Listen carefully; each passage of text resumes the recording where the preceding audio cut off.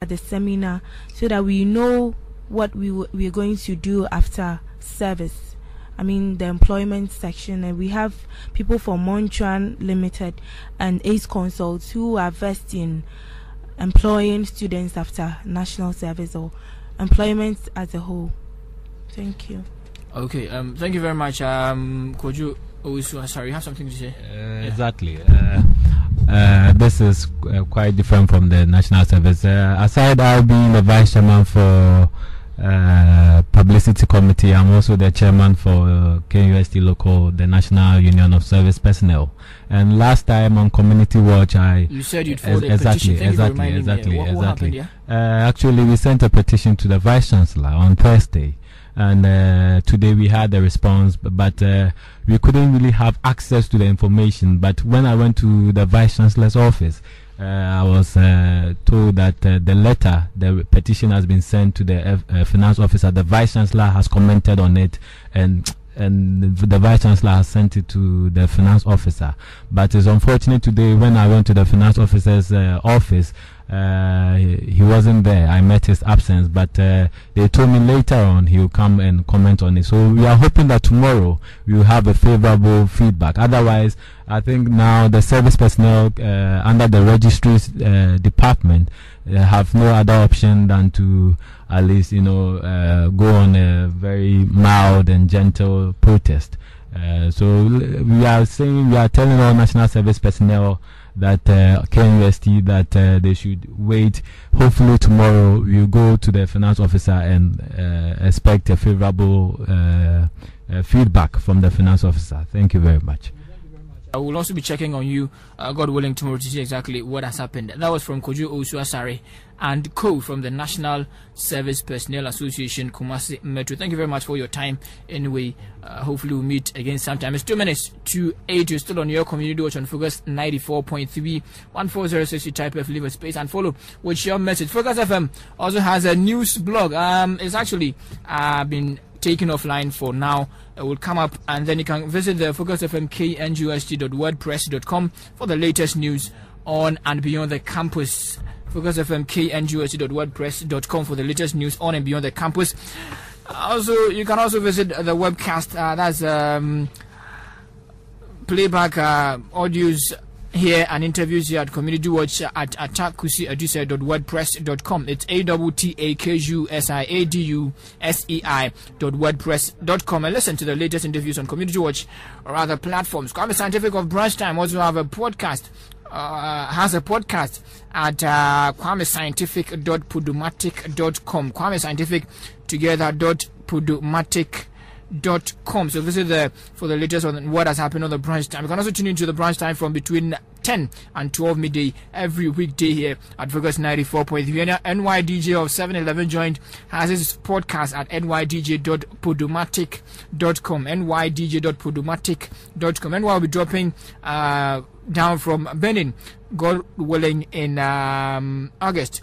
So DJ Kwame of the Focus City Show fame also has a podcast at djkwame.podomatic.com. djkwame.podomatic.com. That's that our Focus 94.3. You can also follow us on Facebook at facebook.com/Focus FM 943KNGUST. You can simply log into your account on Facebook and then search for Focus FM KNGUST, and then you find us. We have an account, we have a page, and then we have a group. Join the group, like the page, and be a friend of the account. That's what we decide on and building a better family for you and us. It's 94.3 Focus FM. In a short while, I'll be turning our attention to a gentleman who is actually a teacher, and he tell us exactly how essential extra classes organized in schools is and why or why not it should continue. Giving your information and if you want to contribute to the show, type F, leave a space, send your message to 1406. Okay, so it's 3 minutes after 8 tonight. It's still on your community watch on Focus 943. So you heard that from evangel-adu-boadu, Grasak KNUST president. Michael Arthur is with the Ghana National Association of Teachers on Campus, NATOC KNUST. Michael, good evening. Thanks for joining us. Good evening, Nata. Michael, we've been told of a directive from the Ministry of Education, specifically from the Deputy Minister Elizabeth Amwatete, asking or ordering schools actually to desist from extra classes. Tell us, have you ever organized extra classes? Yes. Okay.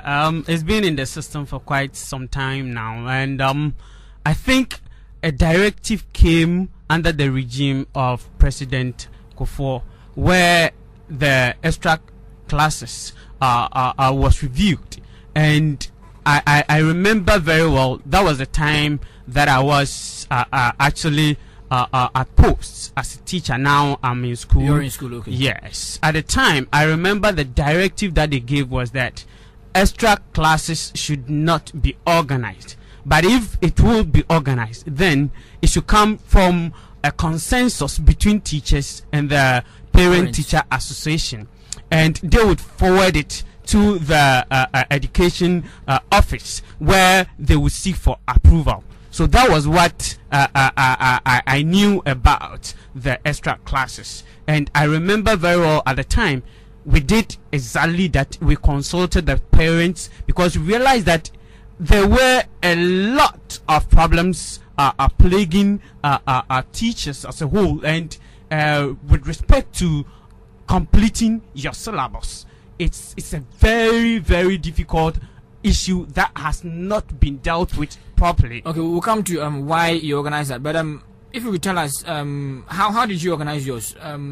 Was it before? When exactly? Was it before or after classes? Was it with the whole class or with some section? How did you organize yours? How was we had two sessions. One, we had the morning sessions where the third years who were about to complete were to come in the morning earlier than the actual school time, and we would start with them before we school actually commences. Okay, so it was a school thing, not just you. Yes, okay. Not just me. Okay. And in the afternoon after classes, that is when the students were also kept for some time, and most of the times it was for an hour.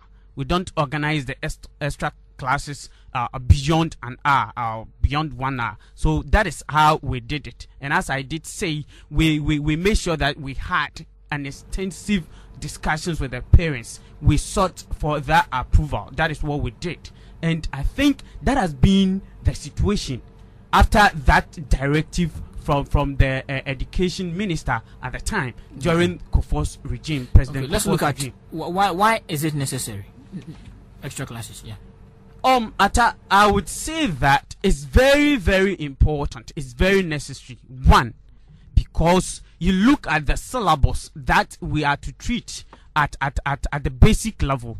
I would want to limit myself to the basic level because that is where I thought. So, with regards to the syllabus, it's very, very voluminous, and it becomes very difficult when you want to stick to the normal time to be able to complete the syllabus before the children go in for the exams. So it's very, very necessary that you organize such extra classes to be able to finish the syllabus ahead in time, so that when the children go for the exams, they will be able to perform very well. So that is the basis for which extra classes are organized. You are talking of syllabus being voluminous and they need to cover the entire syllabus before school ends or completes. Now, what would you say to the argument that extra classes is a gold mine for teachers?